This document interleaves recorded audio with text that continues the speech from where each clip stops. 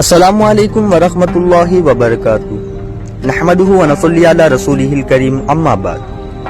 عزیزان گرامی، غور و فکر کے ساتھ سماعت فرمائیے۔ ساری کی ساری حرکت مادی ہے۔ مادہ تین قسم کا ہوتا ہے: کشیف، لطیف، الطاف۔ کشیف مادہ سے کشیف جسم اور کشیف عالم ناسوت پیدا ہوتا ہے۔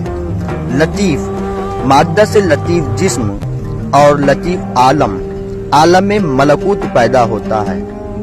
اور الطاف مادہ سے الطاف جسم اور عالم جبروت پیدا ہوتا ہے۔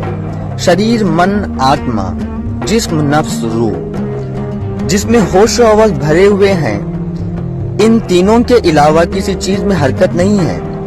مٹی، پانی، آگ، ہوا، خلا، من، بدھی، چیت، اہنکارم، 9 چیزوں کا نام قدرت یا فطرت ہے۔ ان چیزوں کی حرکت ان کی اپنی ذاتی ہے۔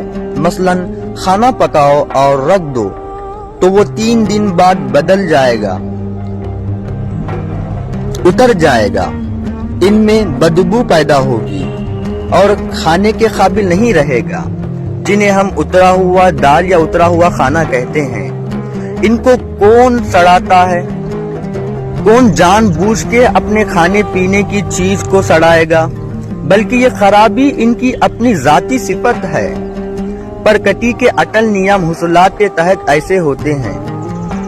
اس لیے حضرت کریم اللہ شاہ جہاں بادی رحمت اللہ علیہ نے اپنی کتاب کشف الکلیمی میں لکھا ہے کہ مادے کی حقیقت جاننے کا نام ہی معرفت ہے۔ عزیزان اگرامی، غور کے ساتھ سنیے۔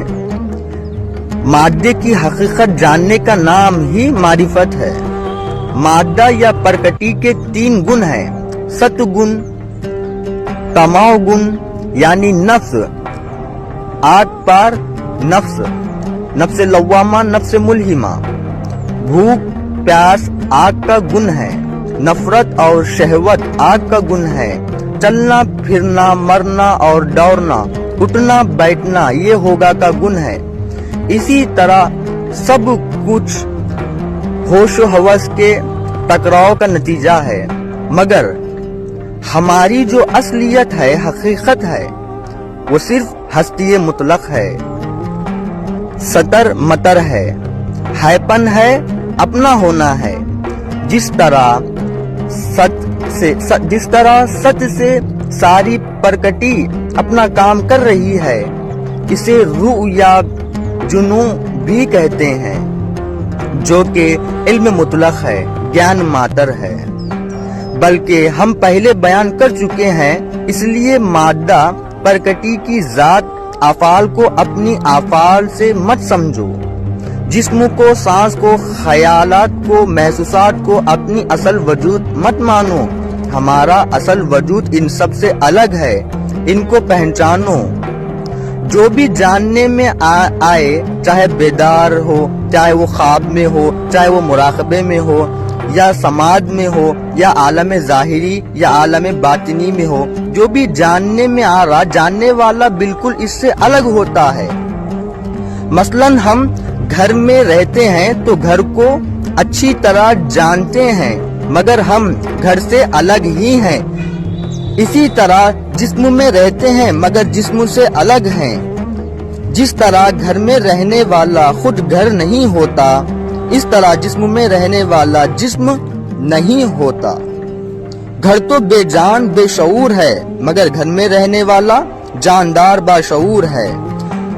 گھر جڑ ہے اور گھر میں رہنے والا چیتن ہے۔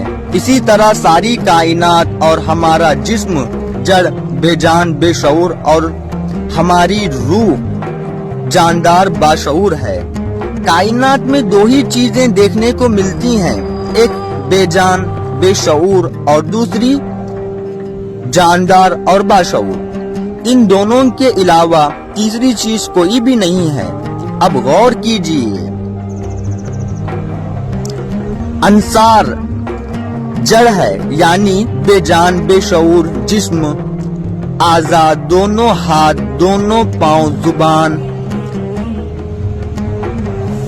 اغوث تنسیل یا پیخانے کی جگہ، حواس خمسہ کان، آنکھ، ناک، منہ، زبان اور تمام جسم کی جلد سب کے سب مادہ اور جڑ ہیں، یعنی بے جان بے شعور۔ پھر ہم کون ہیں؟ ہم ان سے الگ ہیں، روح خلوص ہیں۔ جسم انسانی کتنا بھی جوان اور تندرست رہو، روح نکلنے کے بعد نہ کان سن سکتے ہیں، نہ آنکھ دیکھ سکتی ہے، نہ ناک سن سکتی ہے، نہ زبان بول سکتی ہے، نہ چکھ سکتے ہیں، دماغ نہ سوچ سکتا ہے، نہ دل دھڑک سکتا ہے۔ کوئی جسمانی اعضاء اندرونی ہو یا بیرونی کام نہیں کرتے ہیں، کیونکہ سب کی حرکت روح سے تھی۔ تو عزیزان گرامی، پارٹ 4 ویڈیو تھی اور انشاءاللہ ہم کنٹینیو پارٹ 5 میں آپ کے سامنے پیش کریں گے۔ زیادہ سے زیادہ تر غور و فکر کریں اور اپنے خیالات کمنٹ باکس میں مینشن کریں۔ السلام علیکم ورحمۃ اللہ وبرکاتہ۔